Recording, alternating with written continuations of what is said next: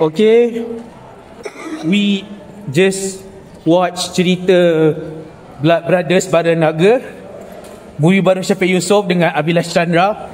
So as my fellow Blood brother, what do you think? What do you think about the movie? Sidai lama gila and it's worth it. Yes. For every second kena sidai.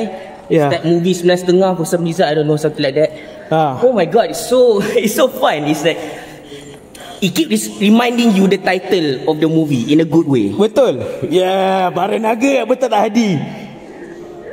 Action. Jangan langsi bro. Jangan langsi. Jangan langsi. Yeah. What can we say? Korang kena tengok Ice ni bila keluar. Korang dapat tengok awal. By the time video ni keluar, korang pergilah tengok. Saya dah keluar dah, sebab keluar awal by 8 April. Tolonglah tengok. Cerita ni sangat sleek for Syafiq Yusof. Memang a fun time for everyone. Yeah. Then there's a lot of plot twist in a good way. And memang, you know, when korang nak plot twist for plot twist sake but cerita ni deliver. The plot twist actually work.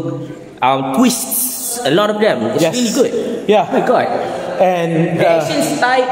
Betul. Editing dia cantik. And the brotherhood tu more kuat lah. Memang very Japanese and Hong Kong inspired lah. And the jokes are funny too. It's all about timing, and it hits right just as the punches. It's like, damn, so fun. Yeah. I can't believe it can be this good. Yeah.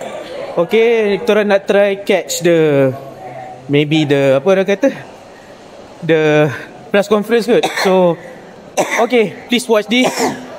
8 April secara unofficial. Kalau official 10 April kau boleh tengok Okay, peace out. Initial rating nak bagi berapa?